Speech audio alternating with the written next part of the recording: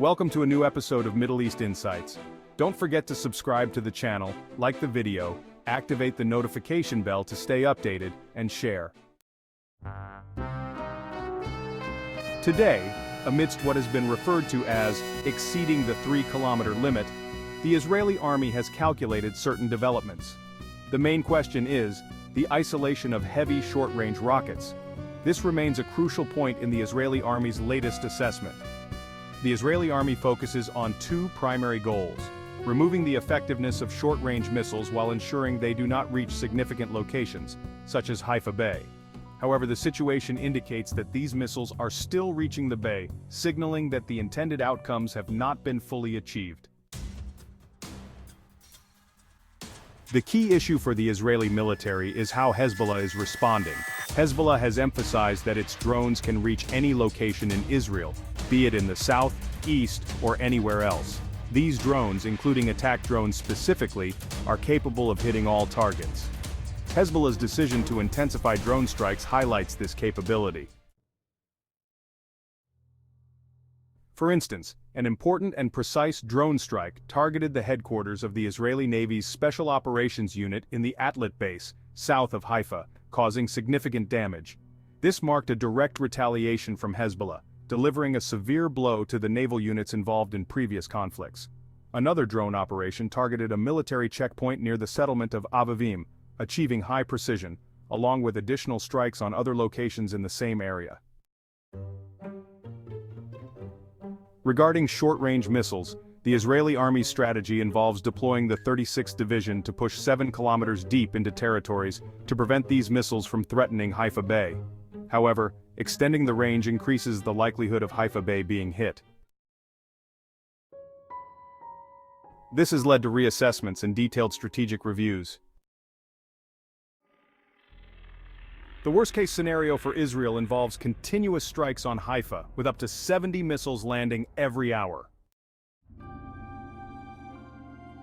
Israeli operations currently involve intensive actions by the 91st Division, supported by the 36th Division, including Golani Brigade units.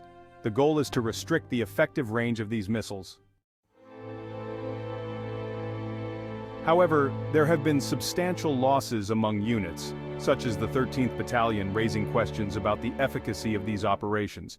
Reports indicate significant casualties among the battalion's members, which were part of a broader effort coordinated with the 91st Division. A notable shift has also been observed with the 98th Division and its commandos, who were previously operating with paratroopers.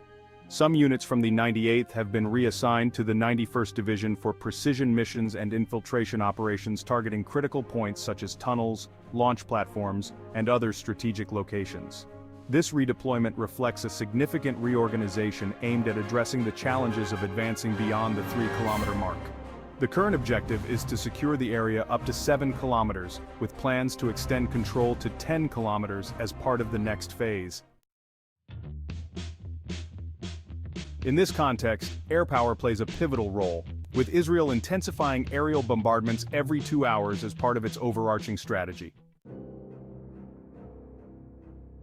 Additionally, there was a drone strike along the music area, which has strategic implications. This is something Israel is reluctant to disclose.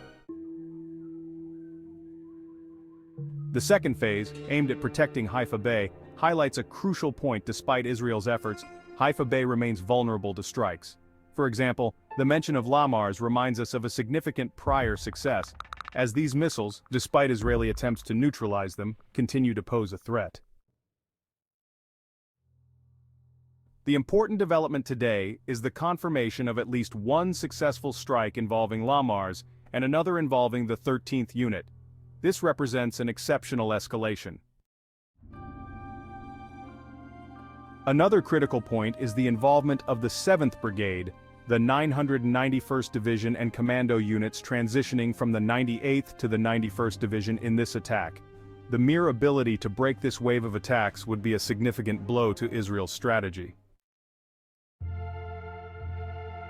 An additional question arises from the reported losses, including Israel's acknowledgement of at least one casualty from the 13th Battalion, Uri Nizan, which highlights a crisis for the Golani Brigade. With the 51st Battalion already impacted, the deployment of the 13th Battalion reflects significant losses for what is supposed to be Israel's elite ground forces. Haifa Bay is under dual-pressure short-range missiles and precision strikes, including waves of attack drones. This has led to heavy losses for Israel's Navy, making the protection of Haifa Bay and its naval base a top priority.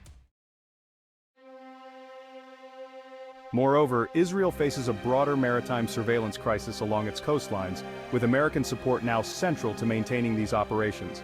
This marks an unprecedented dependence on U.S. resources since Israel's founding. Hezbollah's strategy involves targeting three critical naval elements: Haifa Bay's isolation strikes on core naval bases, and assaults on special forces units conducting operations in the area.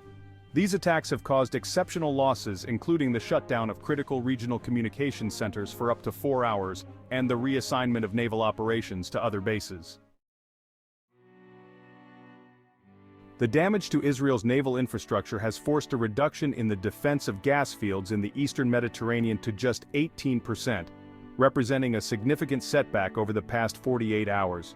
Despite this, additional drone attacks have exacerbated the situation. For example, short-range missile salvos targeting LAMARs surprised the Israeli defense apparatus. A critical fifth point emerges regarding Israel's nuclear-armed naval capabilities, specifically submarines stationed in the Middle East. For the first time since Israel's founding, this doctrine has been disrupted. The shock stems from the perceived vulnerability of Haifa Bay, a cornerstone of Israeli security, not just for gas extraction, but also for nuclear deterrence capabilities.